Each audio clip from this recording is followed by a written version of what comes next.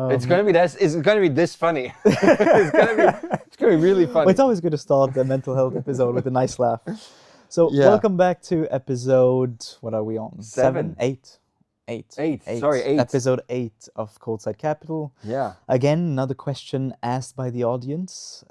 Mental health, work-life balance. Did we go through things? Do we know people that went through things? How do athletes deal with all of it? The status of mental health overall in sports. So overall in life these days. In life, yeah.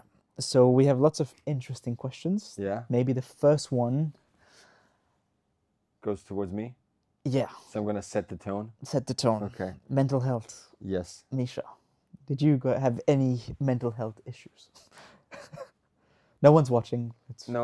So I always say, my question is like, what's considered mental health issue, and what is not a mental health issue yet, or you know what I mean? Yeah. Because you always have struggles. Yeah. I mean, mentally, you know. So where's the definition? Where's the borderline between, okay, up until here, you have issues, but they're okay, and then from here on, they're really mental health issues. And I've worked with psychologists. I've worked with mental coaches. I did hypnosis. I did what else did I do? I tried pretty much everything that there was for athletes and for tennis players, and I worked with different people from different countries and continents, so I could also compare. I've tried it all, but what worked the best for me is actually reflection, and getting to know myself. And what hasn't worked at all for me was people that tried to help me to focus on like a match, on a sport, on a moment. So you mean mental coaches? You know what? Like, I don't know if they're mental, because some mental coaches, like, we don't do that. We do other things. But you know, because being on court, like my game was always serve and volley. Yeah. So like, if you look at me, my game, I still have a yips in my forehand. You know, like golfers do, musicians. So I had a yips in my forehand, and I became a serve and volleyer, not because I was a born serve and volley. It was always a plan B. And everyone's like, "Oh, you were born to serve and volley." I'm like, no. When I was little, up until the age of 12, I think, all I could do on a court is hit a forehand. I had no volley. My backhand, sometimes I would actually catch the ball and say it was out because I couldn't hit a backhand. My serve was okay, but I would hit a forehand like no one else. And then something happened, and I started having a yips, and I would like whiff the ball. I'd be like, "What is going on?" I was 12 years old. I was like, I even remember I started crying, like, "What is happening?" Like, out of nowhere, like, what is going on? Like, I can't hit the ball anymore. And I'm like, I was freaking out. I was like, this is crazy. And then the worst thing, I became conscious about my forehand. Like, when you do something well, you don't think about it. Like, when you brush your teeth, like, do you think how you brush it? No, you just brush your teeth. Like, do you think how you put a fork in your knife in your mouth? Like, you just do it. But all of a sudden, you become conscious, and you have to like actually wait, stop. How do you do that? How do you walk? How do you brush your teeth? How do you like cut a piece of steak? And then it became like a virus, like a disaster, because I'd be like, oh my! Every day I'd wake up and be like, how is my forehand going to be? Because the crazy part is, like, some days it was okay, some days it was terrible. Some days I would actually, like, I would practice for 2 hours. I would hit backhands for 10, 15 minutes. And then I would spend an hour and 45 minutes at the net. I would not even hit forehands because it's pointless. Yeah. So, and then all of a sudden, 2 weeks from then, I wake up and then I hit a forehand like a world champion, you know? I'm like, it was driving me nuts. That's why I spoke to all those coaches, all those psychologists. I went to like a nerve specialist. I went to all of those different doctors. I tried to do scans and then figure things out. Fact, it's still there. I care less about it. I actually don't care at all. But the reason why I became serve volley is because my dad said, you know what? There's 2 things you can do now. Cry and see what happens, or find a solution. And this is also where I learned this from my dad. It's like, when there's a problem, we need to find a solution. So you play tennis, you can't hit a forehand. Can we fix the forehand right now? We cannot fix the forehand right now. But in tennis, you need to win points. So how can you win points? You have your serve, you have your return, you have volleys. So let's focus on that. And then I started practicing serve and volley, chip and charge, like where you return, you run to the net. I spend hours and hours at the net. And when people tell me like, oh, you're natural like serve and volley, I'm like, no, I just spend like probably 20,000 hours at the net. And that's how I became good at it. But what I'm trying to say is like, so I had that issue. And when then you play, now imagine you have a yips in your forehand, you play in center court against a world #1. There's about 12 or 13,000 people watching you in the stadium, and then maybe, I don't know how many more millions on TVs. So you need to be able to deal with that, because there is some sort of pressure. So how did you deal with it? Or did you not deal with it? I learned, so when I was little, I went through phases where it was good, it was bad. When it was bad, I would just play serve and volley. I always wanted to play on court number 19 rather than on center court.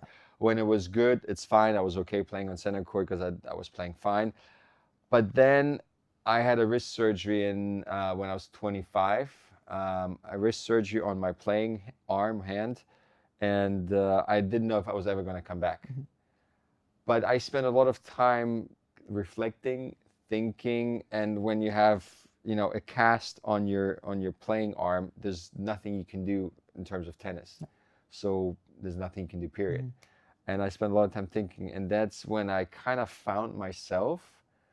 I became at peace with myself, with who I am, with how I am, and all my flaws.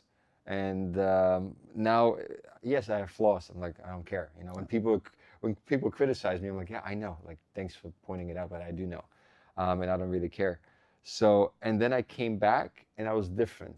I was more confident in who I am, and because I said, look, it's not because of tennis that I know who I am. I know who I am, and I play tennis. So when that changes, all of a sudden you face a break point, you go for it. You have a break point, you go for it. You have match point, set point, you go for it. You don't really care as much. And that's when I changed completely, and I had my best results. That's when I beat world #1 in the Grand Slam. That's when I reached my career high at 25. I was I didn't care about tennis, but I cared about tennis a lot. But I didn't care so much about winning. I just cared about the game. And that's why when I worked with those different people and they say like, oh, we're going to make you focus, I'm like, it never worked. What really worked is spending time on my own, understanding who I am, and then I came out and I was different. I was a different human being. That's when people say like, oh, like burnout and this and that and mental issues as an athlete. I'm like, you don't have mental issues as an athlete and you're perfectly fine as a human being. It goes hand in hand. And that's why I say you have to always, and from my opinion, you have to go back to the roots and understand where you came from, who you are, why you are the way you are. And only then you can actually succeed in your sport, in your business, and in your career. So this is the experience I went through. I mean, it's a little bit like my life story. Also, I was super shy when I was little. I would always get, we had 2 grades in school. One was like for written exams. I was always like having A's. And then the other one is like talking, verbal, whatever. I get B's, sometimes B- or C's. And then like my overall was a B+, and my parents wouldn't understand it. And they said like the verbal stuff counts more. So I didn't like speaking in front of people. I didn't like speaking in front of like my classmates. Now I work in TV sometimes and I'm happy to speak in front of millions of people. I'm like, I'm okay. So I went through a bit of a transition, and going back to the original question, I think these days we talk about it more openly.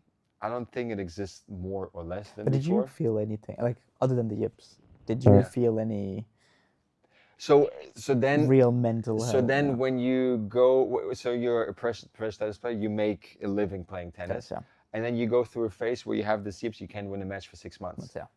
So then you start doubting yourself, you start doubting your existence, then you actually have financial issues at some point, because if you don't make money for 6 months, you'd be like, okay, money's going to run out at some point. And that's when you feel pressure. And this is what I felt. And did you ever get to the point where it's like you felt depressed, you felt anxious, or it was just like Sleepless pressure? I don't know exactly the symptoms of depression. Like, there were nights where I didn't sleep the whole night. Sleepless nights, yeah, I had those, many of them. where you would like feel super sad and then like super happy because you did something, and then like again super sad. You had those mood swings, you know, like I watch a Netflix show, I'm like the happiest person because I watched the show. So, yeah. Then this show, I turn off the show and I'm like sitting by myself in the room and I feel like, oh my God, like what am I doing here? Like I'm in the middle of nowhere. Like for some reason, it always hit me when I was like October in Asia. That was always the hard, because it's not because it's in Asia, because October is like you're 9 months into the season. You're already tired. And then you go into a region where sometimes WhatsApp doesn't work, Netflix doesn't work, you can't really communicate to people on the streets, and you're really there in a dark room and you're by yourself. So I had all those different emotions, but again, I don't know, maybe it wasn't depression, maybe it was I don't know. But I did have a lot of those emotions, and you have them as a tennis player. This is absolutely normal. But somehow I managed to really get out of it, and now I'm here. So I'm sure there's guys, girls or guys, whatever, they feel much worse. And I'm sure there's people, they're always happy, naturally, for whatever reason. Maybe their life is a walk in the park. I don't know. And I don't think it's more or less than it used to be. Now it's more open. And I sometimes say, like, look, we have so many more coaches, mental coaches out there, but I can't say we have less people with issues. Like, you know, it's a trend these days that it's been spoken about more often. And I feel like it was a trend back in the day. You traveled with a coach, and you had a coach and a physio, fitness coach, and then you had a hitting partner, then you had a doctor, then now you have 10 people around you. So like, this is part of the trend we're going to. It's a very important topic, yes, but I don't think it starts or it can be fixed on court in that moment. I think you have to go back, and I think it's deeper. No, definitely. I think. Well, that was a long talk. That was a monologue. I'm like, sorry, it should be a conversation. I'll be quiet from now on. No, but I think you're right in the way that it depends on the foundation you have. And looking at what I see from the outside, when you look at like a Roger or Nadal, they both seem very stable. Yeah, but Ronaldo. Yeah, but I mean, he had a rough childhood. Cristiano? I'm not sure actually. I think he did, but I think it's still like when you have like a loving family around, you have a good base. Didn't. You sure? Ronaldo. I don't think I think his mom was raising him on his own, and like they barely had any money, from what I understand. Yeah, but there's also like not having money and still having like strong foundation around in terms of emotions. Yeah, okay. That's what I mean. Yeah. Yeah. And then you can see there's no. I'm here now. I'm going back to the Nadal and Federer.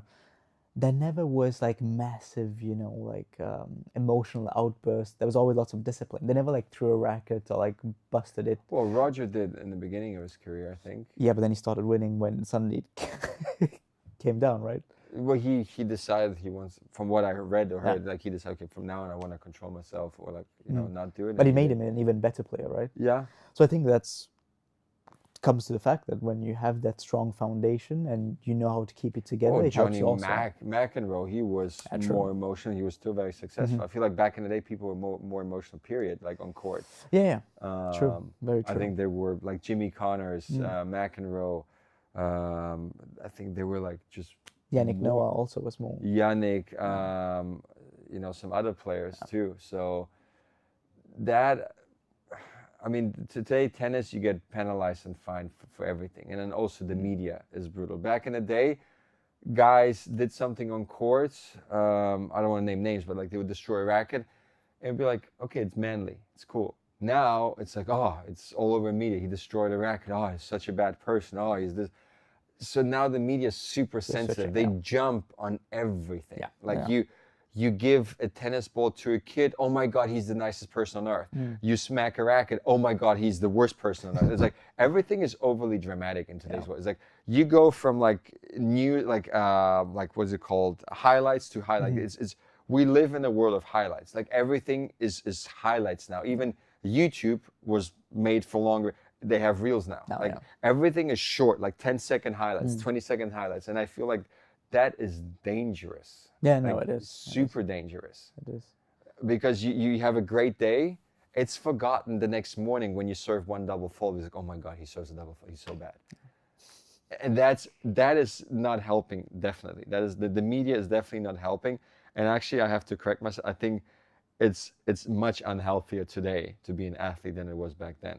Because back then you didn't want to read the news, you didn't open the newspaper. True.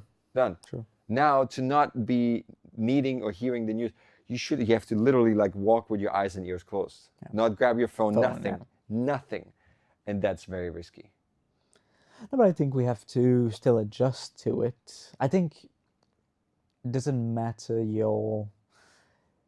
where you are, whether it's today or 50 years ago. If you had a strong mindset, if you were mentally strong, you wouldn't have any issues dealing with it, whether it was today or back then. Agree. At least that's my belief. Agree, 100% agree. But are you allowed to have a strong mindset today? I feel like. Because you're supposed to be sensitive. You're supposed to be like but I think you can this be. And that. Like, I think you can be both. I mean, but the moment you have it, like he's cold-hearted. Oh, he doesn't care. Or he's like, you know what I mean? No, but I think he's selfish.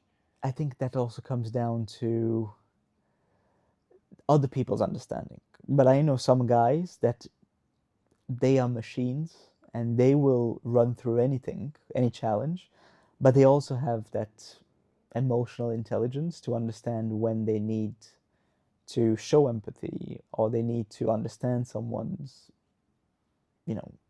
being in that very specific moment, which they might be in every 10 years because of some event. I think it's possible to do both. Now, the question I think is more how it's perceived, because it's true when you make decisions that are good for you, automatically they're going to be called selfish. However, lots of people, I think as a society, we've never been more selfish than today. In a way. Okay, wait. As a society, more selfish than today? I don't think we've ever been more selfish. Everyone is being super independent or trying to be independent. No one is trying to. But I feel like everyone's trying to be like, oh, like we need to, Well, they're trying to, but I think when you do that purposefully, it's because you don't have it in you. Like today, all these conversations are much tougher to have, or to have them genuinely. Or it's like they're going to talk about something and it's been kind of just thrown out in the air to say, oh, I'm sensitive. But in reality, the actions don't always match the words. I feel like you have to say it today. A lot of times. Yeah, exactly. You have to say it to show that you have a heart. When, like, you have people literally that are complete narcissists, just word vomiting and talking about things that they don't even really care about. So there was one person, also a philosopher. I should maybe start writing down the names so that I can quote. Just a collection of quotes. Yeah, but he said something smart. I think if we really want to do something good for everyone or the world or the planet, I don't know how you phrase it, but the idea is then try to do good for yourself and teach the people around you, your children. Yeah. If you teach them to be good people, that's going to do more good than trying to go somewhere and pick up some, teach your children to be good people is worth more than trying to pick up waste from the beach. Yeah. You know what I mean? Yeah. Because the waste there is because we failed as a society to educate our children in a way so that they don't put trash in the beach. No, absolutely. So this is what and sometimes I look at those people like I did this, and I'm like, yeah, and what about your children? Yeah, I haven't seen them in 4 weeks. I'm like, you know what I mean? But this is more important. Your job, I think your job as a parent is, or family members, to make sure that you raise good people. Yeah, no, for sure. Intelligent, environmentally friendly, whatever you want to call it, good people. I think this is the best investment in the future. But I think overall what any human should try to be is just a great member of a community. Yeah. Whether it's your neighbor, whether it's your building, neighborhood, let's say family, building, neighborhood, city, and then eventually country. Good role model. Exactly. Just be a good team guy. It comes back to being a part of a larger team. And then you have today, at least what I see today is everyone is just thinking about them, and But they do a lot of nonsense, and then they try to compensate it by like doing good stuff in the media, or like yeah, you know, exactly. like on the surface, you know. But this is the issue. But going back to mental health overall, like, two questions. Do you think an athlete must have a mental health coach as part of his team? And B, do you think a human being should have a coach, mental health coach, whatever, as part of his daily routine, like that he goes to? Yeah.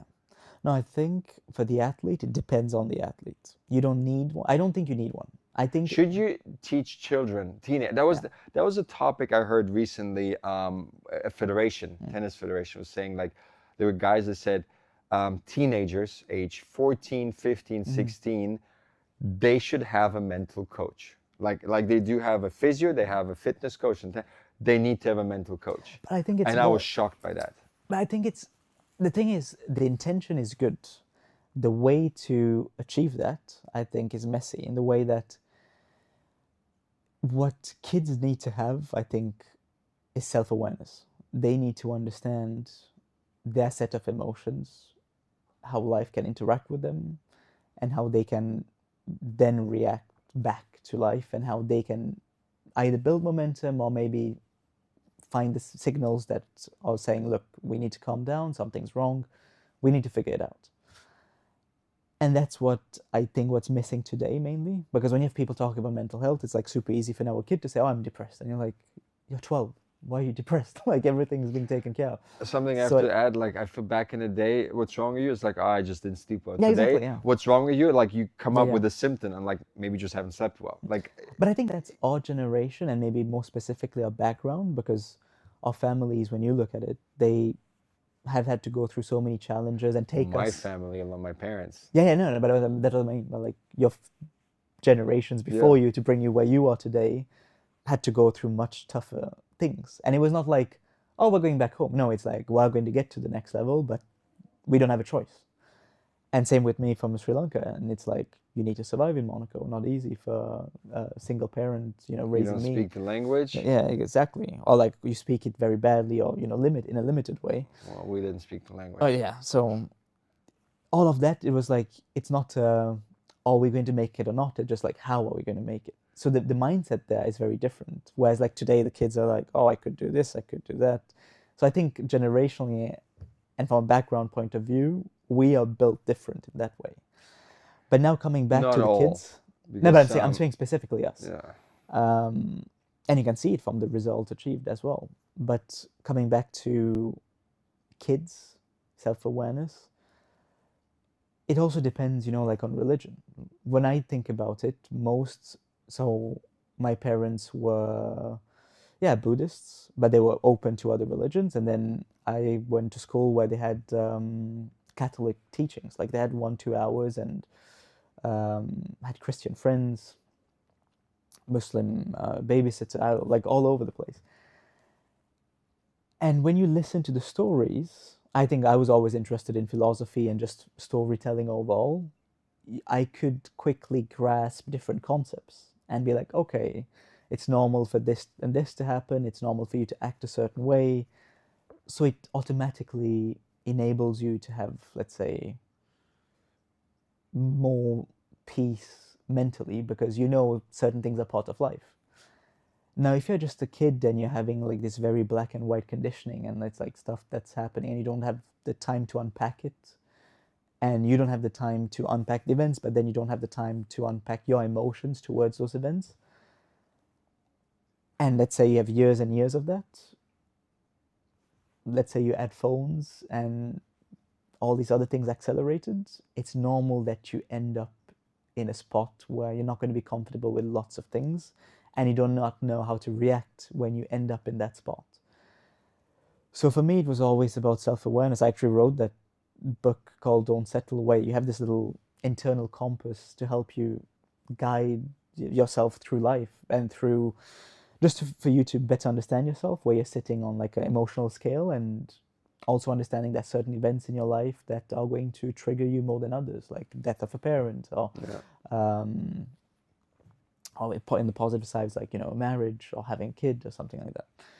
So coming back to that, I think there could be much more effort being put into making kids more self-aware.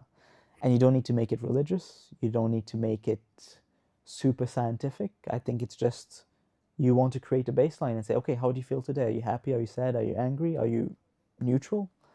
And what's the intensity of that score? And just track it. And then see when you get some event, and it could be any event. It could be like you getting a chocolate cake, you getting into an argument with your buddy because he stole your scissors. I don't know. It could be something simple as that. I think that can help a lot in the development of, let's say, mental awareness and therefore mental peace for a kid, and for them to keep it through, even, let's say, through puberty, where things may go haywire with different hormones. I think we almost need like a mentor.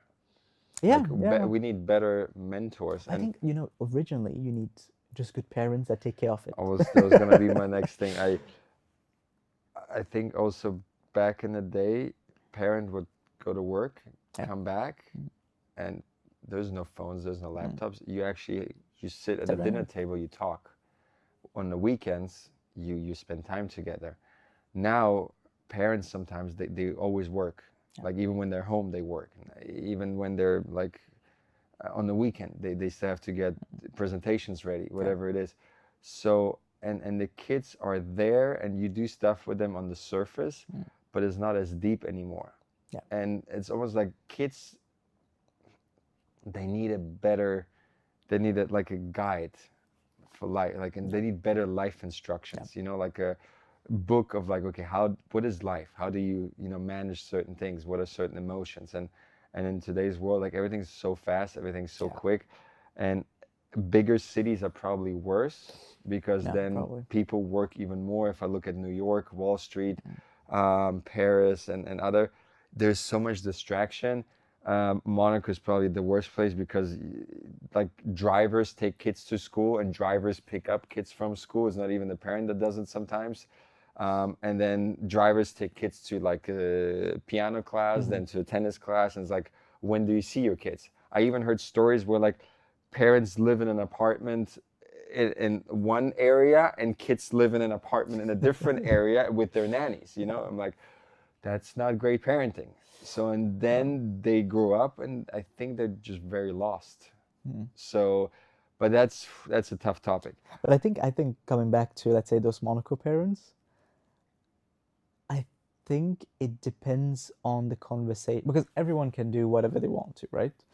And there's no right or wrong way to set someone up, I think, as long as you set them up to think on their own.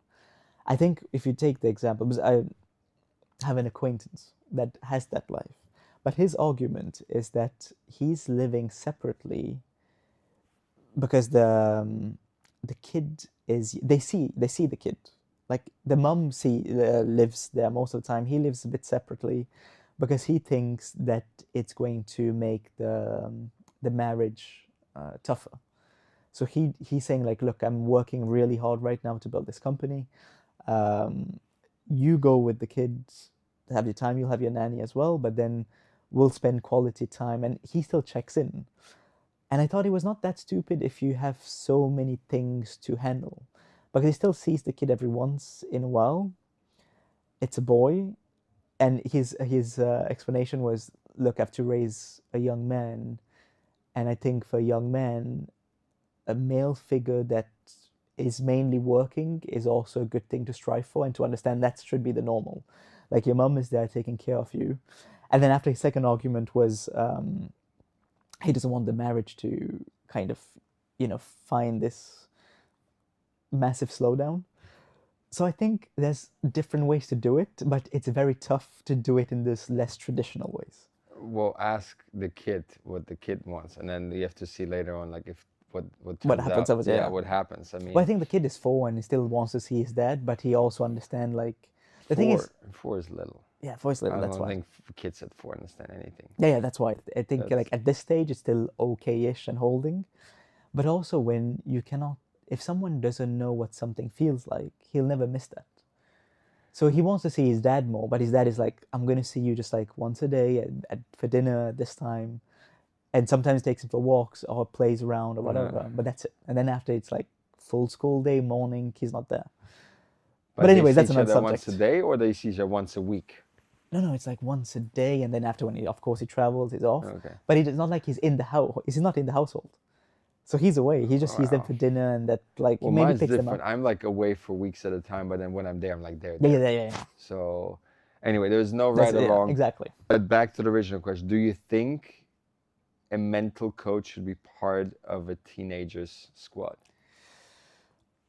I don't think so. I think you build the self-awareness for them not to need it. If things are going bad, then you use it. But mental coaches, unless they know exactly what they're doing, it's tough to teach someone else to be yourself, to be themselves.